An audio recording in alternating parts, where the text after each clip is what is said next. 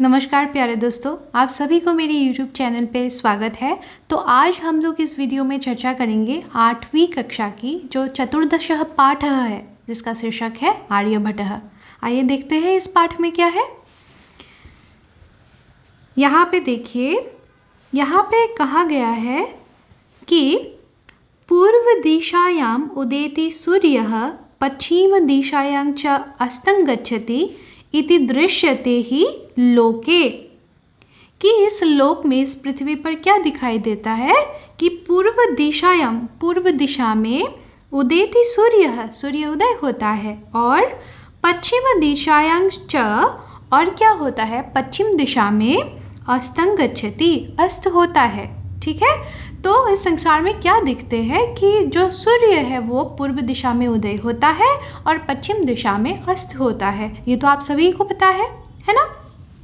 फिर कहाँ है, परं, पर न अनेन अवबोध्यमस्ति यत् सूर्यो गतिशील इति। पर इससे ये बोध नहीं होता, या फिर ये तो नहीं समझ में आता कि सूर्य क्या है, गतिशील है, सूर्य क्या है, मूवेबल है। ये तो हम लोगों को समझ में नहीं आता है ना। तो यहाँ पे कहा है कि सूर्यो अचलः पृथ्वी च चला। तो यहाँ पे कहा कि सूर्य जो है वो अचलः, मतलब वो क्या है, मूवेबल नहीं है, वो स्टैटिक है। ठीक है, वो स्थिर है। और क्या है, पृथ्वी च चला, और जो पृथ्वी है जहाँ पे हम लोग रह रहे हैं वो क्या है, वो चला, मतलब वो गतिशील है, वो मूवेबल है। ठीक है, वो स्टैटिक नहीं है, स्थिर नहीं है। वो स्वकीये अक्षे घूर्णति इति सांप्रतं सुस्थापितः सिद्धांतः। क्या है कि सूर्य अचल है और पृथ्वी चला है, ये क्या है, और जो पृथ्वी है वो क्या करती है, स्वकीय, अपनी अक्षे, अक्षय मतलब अक्ष का मतलब क्या होता है, जो ऑर्बिट होते हैं ना, जहाँ पे वो घूमते रहते हैं उसको कहते हैं अक्ष। ठीक है, तो स्वकीय अक्षय अपने ऑर्बिट पे क्या करती है, घूमती रहती है। ठीक है, घूर्णति इति, यही सांप्रतं सुस्थापितः सिद्धांतः, ये क्या है, सुस्थापित सिद्धांत है। ठीक है, सिद्धांतो अयं प्राथम्येन येन प्रवर्तितः। ये जो सिद्धांत है, ये जो बात है, कौन सी बात, कि सूर्य जो है वो स्थिर है और पृथ्वी जो है वो क्या है, वो गतिशील है, वो मूवेबल है। ये जो बात है इन्होंने पहले मतलब यहाँ पे स्थापित किया, वो है स आसीत् महान गणितज्ञः ज्योतिर्विच्च आर्यभट्टः। और वो थे महान गणितज्ञ और ज्योतिर्विज्ञानी, मतलब एस्ट्रोलॉजर, कौन है, आर्यभट्टः, आर्यभट्ट। ठीक है, आर्यभट्ट के नाम आप सभी ने सुना होगा, और आज उनके बारे में हम लोगों को अच्छे से पढ़ने के लिए भी यहाँ पे मिलेगा, है ना। फिर यहाँ पे कहा है कि पृथ्वी स्थिरा वर्तते इति परंपराया प्रचलिता रूढ़ि तेन प्रत्यादिष्टा। तो क्या हुआ, पृथ्वी स्थिरा, हम पृथ्वी पे रह रहे हैं, और पुराने ज़माने में लोग क्या सोचते थे कि मतलब पृथ्वी क्या है, पृथ्वी तो स्थिर है, और मतलब सूर्य जो है वो पृथ्वी के चारों ओर घूमते रहते हैं, ऐसा लोगों की सोच थी। ठीक है, तो इसी परंपरा को, ये जो रूढ़ी मतलब जो चलती आई, जो ट्रेडिशन है, जो परंपरा है, ऐसा जो लोग मानते थे, उस परंपरा को मतलब क्या किया, आर्यभट्ट जी ने क्या किया, खंडन किया, प्रत्यादिष्टा। ठीक है, तेन उदाहरितं यत्, उन्होंने ये उदाहरण दिया, उन्होंने ये उदाहरण मतलब क्या है, एग्जाम्पल है ना, उन्होंने ये एग्जाम्पल दिया कि गतिशीलायां नौकायां उपविष्टः मानवः नौकां स्थिरां अनुभवति। तो कहा उन्होंने कि मतलब गतिशीलायां नौकायां, मतलब एक गतिशील, एक मूवेबल नौका में, मतलब नाव में अगर हम लोग बैठते हैं और वहाँ पे हम लोग इधर से उधर जाते हैं, तो क्या है, जो नाव पे बैठे हुए जो लोग हैं, ठीक है, उपविष्टः मानवः, नाव पे बैठे हुए लोग क्या सोचते हैं, नौकां स्थिराम अनुभवति, नौका को मतलब नाव को क्या, उन लोगों को लगता है कि नाव स्थिर है। ठीक है, नाव नहीं चल रहा है और आसपास का जो चीज़ें हैं, आसपास के जो चीज़ें हैं वो चल रहे हैं पर हम लोग नहीं चल रहे हैं, ऐसा क्या होता है, फील होता है। अनुभवति मतलब फील होता है, ठीक है। अन्यान च पदार्थान गतिशीलान अवगच्छति। अन्यान च पदार्थान मतलब बाकी सारी चीज़ें मूवेबल है, पर जो नाव पे बैठे हुए लोग होते हैं उनको ऐसा लगता है कि हम लोग क्या है, मूवेबल नहीं है, हम लोग एक ही जगह पे हैं और बाकी सारी जो चीज़ें आसपास में हैं वो क्या है, वो गतिशील है, ठीक है। एवमेव इसी तरह से गतिशीलायां पृथिव्यां अवस्थितः मानवः, इसी तरह से जो गतिशील जो पृथ्वी है, जो मूवेबल जो पृथ्वी है हम लोगों का, उसमें अवस्थितः मानवः, उसमें स्थित मानव, उसमें रहने वाले लोग पृथ्वी स्थिरम अनुभवती, पृथ्वी को स्थिर अनुभव करते हैं। पृथ्वी को क्या मानते हैं, जैसे स्टैटिक है, वो एक ही जगह पे रुक रहे हैं, वो मूवेबल नहीं है, ऐसा मानते हैं। जैसे मतलब नौका में बैठे हुए लोग मानते थे ना, वैसे ही। और सूर्य आदि ग्रहान च गतिशीलान वेत्ति, और बाकी सूर्य आदि जो ग्रह नक्षत्र है वो मतलब गतिशील है, पर हम लोग क्या है, स्टैटिक है, ठीक है, ऐसा मतलब लोग मानते थे, ठीक है। फिर देखिए यहाँ पे क्या कहा गया है, सप्तति अधिक्य चतुःशततमे वर्षे 476 ख्रीष्टाब्द में, है ना, आर्यभट्टः जन्म लब्धवानीति तेनैव विरचिते आर्यभट्टियम इत्यस्मिन् ग्रंथे उल्लिखितम, ठीक है। यहाँ पे देखिए 476 को क्या कहते हैं, सप्तति अधिक चतुःशततमे वर्षे, ठीक है। 476 ख्रीष्टाब्द में क्या हुआ, आर्यभट्टः जन्मं लब्धवानीति, मतलब आर्यभट्ट का जन्म हुआ था। यह कहाँ पे लिखी हुई है, तेनैव विरचिते, उन्हीं के द्वारा रचित। आर्यभट्टियम जो ग्रंथ है उनका, तो उस ग्रंथ में इत्यस्मिन् ग्रंथे उल्लिखितम, उसी ग्रंथ में क्या है, उल्लिखित है, उसी ग्रंथ में दिया हुआ है, उन्होंने मेंशन की है कि मेरा जन्म जो है वो 476 ख्रीष्टाब्द में हुआ था, ठीक है। फिर यहाँ पे देखिए, ग्रंथोऽयं तेन त्रयोविंशतितमे, तो यह जो ग्रंथ है, ग्रंथः अयम, यह ग्रंथ तेन उनके द्वारा त्रयोविंशतितमे, विंशति मतलब क्या होता है, 20, है ना, और उसमें अगर हम लोग त्रय मतलब 3 जोड़ देंगे तो कितना होगा, 23 होगा, है ना। तो यह ग्रंथ उनके द्वारा 23 वर्ष की, फिर क्या लिखा है हम लोग पढ़ते हैं, वयसी क्या है, विरचितः, मतलब वो जब 23 साल के थे तो उसी समय उन्होंने ये जो आर्यभट्टियम जो ग्रंथ है, ये आर्यभट्टियम ग्रंथ लिखा था उन्होंने, ठीक है। इतने कम उम्र में उन्होंने यह ग्रंथ लिखा। ऐतिहासिक स्रोतों भी ज्ञायते यत् पाटलिपुत्रम, ये जो पाटलिपुत्र है ये वर्तमान कौन सी जगह है, पटना, ठीक है। तो ऐतिहासिक स्रोतों भी ज्ञायते यत् पाटलिपुत्रं निकषा आर्यभट्टस्य वेधशाला आसीत्। ऐतिहासिक जो स्रोत है उससे ये जानने को मिलता है हम लोगों को, ज्ञायते यत् मतलब उससे ये जान लेते हैं हम लोग कि पाटलिपुत्रं निकषा, पाटलिपुत्र के पास, निकषा मतलब पास, मतलब पटना के पास, आर्यभट्ट जी के वेधशाला आसीत, वेधशाला थे। अब ये वेधशाला क्या है, वेधशाला क्या है, जो ग्रह नक्षत्र आदि को मतलब जानने के लिए जो लैब तरह का था, एक तरह से आप लोग कह सकते हैं लैब, है ना, ग्रह नक्षत्र को जानने के लिए, तो उसे क्या कहा जाता है, उसे वेधशाला कहा जाता है, जो उस समय पाटलिपुत्र में था, और वो पाटलिपुत्र अब कहाँ है, अब पटना में है, ठीक है।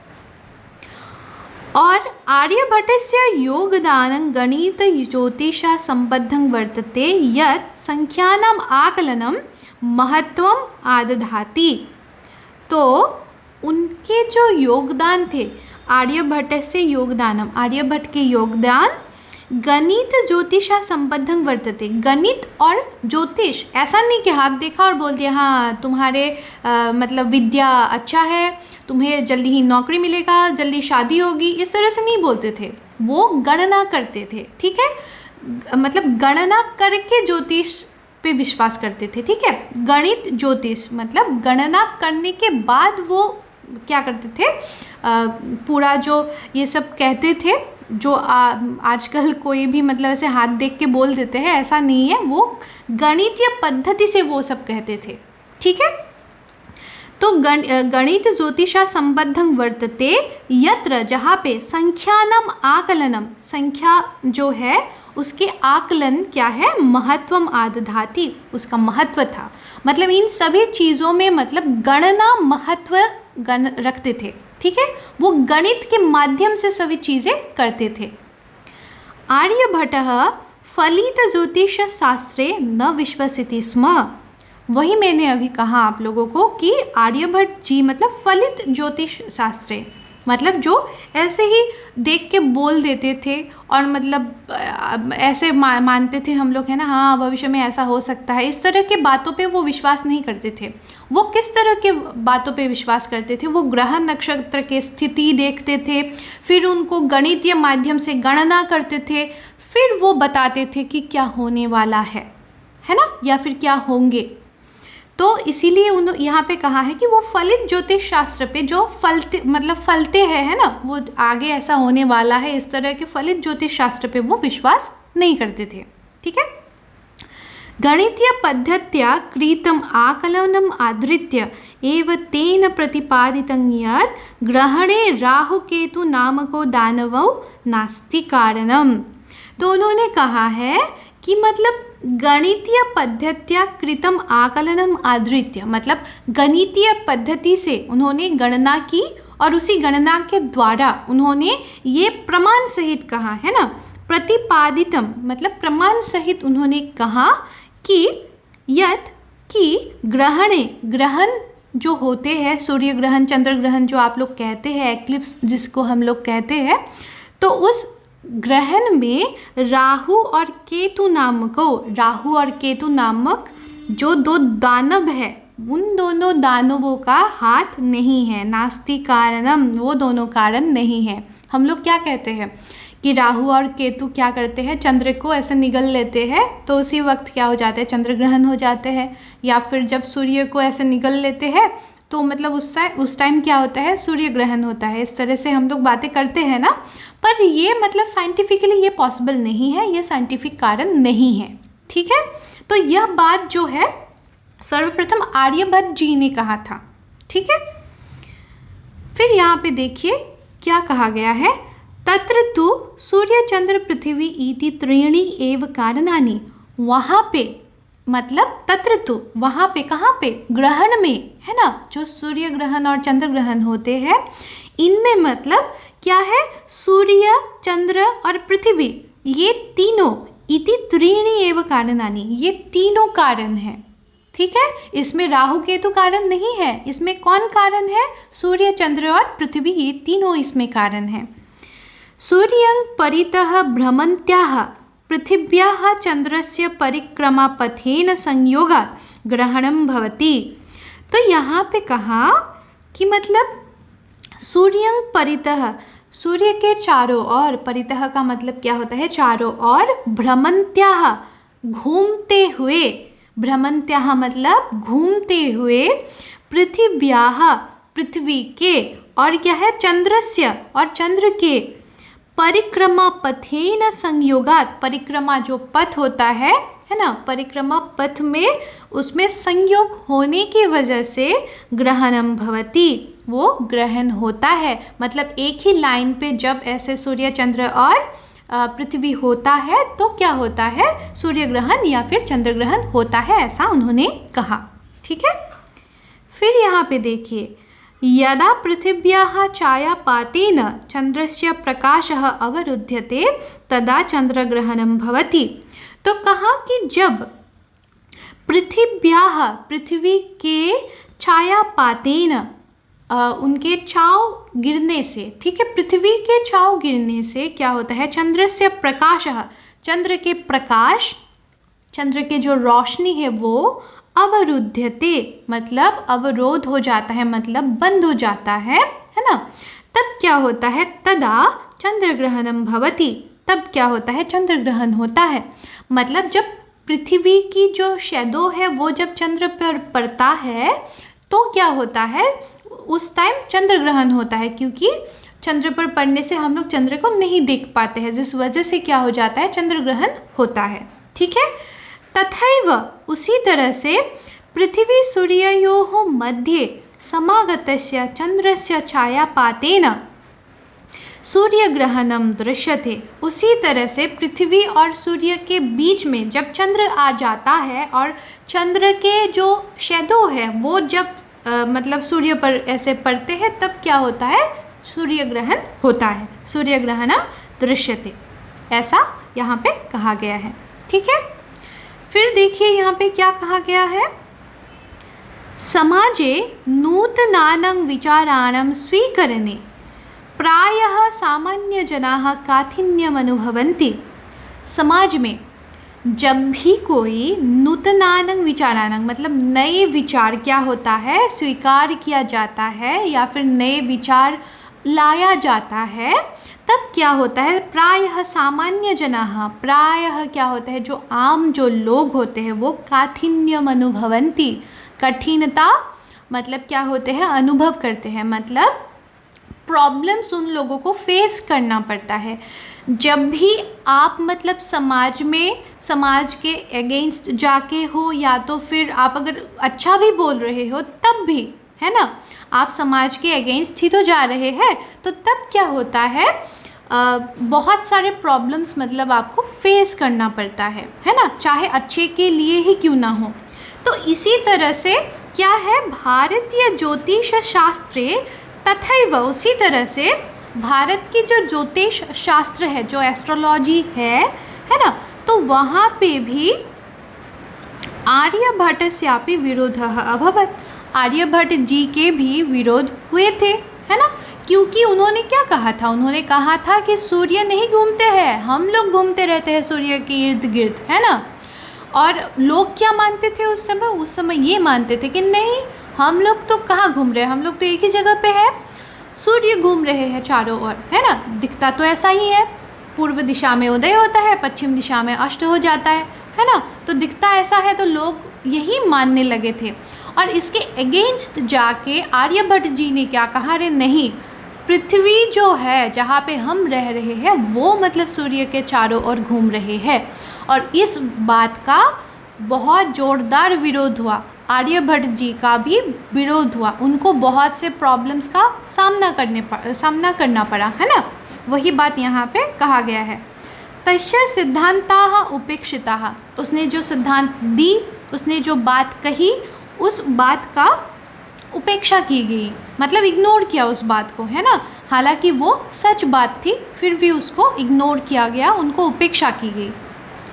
स पंडितं मन्यानाम् उपहासपात्रं जातः, स पंडित मन्याना मतलब जो अपने आप को पंडित मानते थे, जो अपने आप को बड़े ऐसे दिखाते थे और मानते थे कि हम लोग बहुत बड़े हैं, पंडित हैं, जानते हैं सब चीज़ें, है ना, उस तरह के लोगों के लिए आर्यभट्ट जी जो है वो उपहास के पात्र बन गए, हंसी के पात्र बन गए थे उस समय, है ना।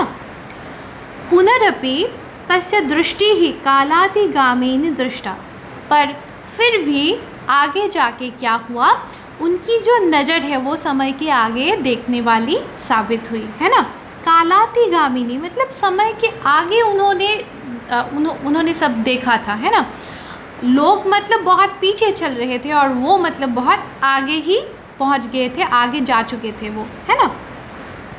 आधुनिक वैज्ञानिक तस्मिन्, आधुनिक जो वैज्ञानिक है, आजकल के जो ज़माने के जो वैज्ञानिक है, साइंटिस्ट है ना, वो तस्मिन् तस्यच सिद्धांते, उन पर और उनके सिद्धांत पर, उन्होंने जो भी इस तरह की चीज़ें कही है उन सिद्धांतों पर समादरः प्रकटितः, समादर प्रकट किया।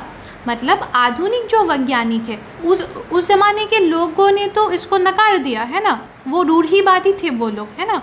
उन लोगों ने अपने परंपरा को स्वीकारा और जो सच बात है उसको स्वीकार नहीं किया था। पर आजकल के जो ज़माने के जो वैज्ञानिक है, जो साइंटिस्ट है, उन्होंने क्या किया, आर्यभट्ट जी का जो सिद्धांत है और आर्यभट्ट जी को मतलब समादर दिया या फिर समादर प्रकट किया उनके लिए, ठीक है। अस्मादेव कारणात् अस्माकं प्रथमो उपग्रहस्य नाम आर्यभट्ट इति कृतम्। इसी वजह से, इसी कारण से क्या हुआ, अस्माकं प्रथमो उपग्रहस्य, हम लोगों का जो प्रथम उपग्रह है तो उसको क्या, सैटेलाइट, उपग्रह मतलब क्या होता है, सैटेलाइट था, फर्स्ट सैटेलाइट, उसको क्या नाम दिया गया था, उसको आर्यभट्ट नाम दिया गया था, ठीक है। वस्तुतः भारतीयायाः गणितपरम्परायाः अथ च विज्ञानपरम्परायाः असौ एकः शिखरपुरुषः आसीत्। वस्तुतः मतलब वास्तव में, भारतीयायाः मतलब जो भारतीय जो लोग हैं हम लोगों के लिए, और गणित परंपरायाः और गणित परंपरा के लिए, अथच विज्ञान परंपरायाः और विज्ञान के परंपरा के लिए क्या है, असौ, ये मतलब वह कौन, आर्यभट्ट जी जो है वो एक क्या थे, शिखर पुरुष आसित, शिखर पुरुष थे, ठीक है। तो इस पाठ में आप लोगों को आर्यभट्ट जी के बारे में बहुत अच्छे से पढ़ने के लिए मिला है, और आशा करती हूँ आपने बहुत अच्छे से आर्यभट्ट जी के बारे में जान भी लिया होगा। और इसी वजह से अगर यह पाठ आप लोगों को अच्छे से समझ में आया है तो लाइक कर दीजिए, शेयर कर दीजिए और मेरी इस चैनल को सब्सक्राइब भी कर दीजिएगा। धन्यवाद।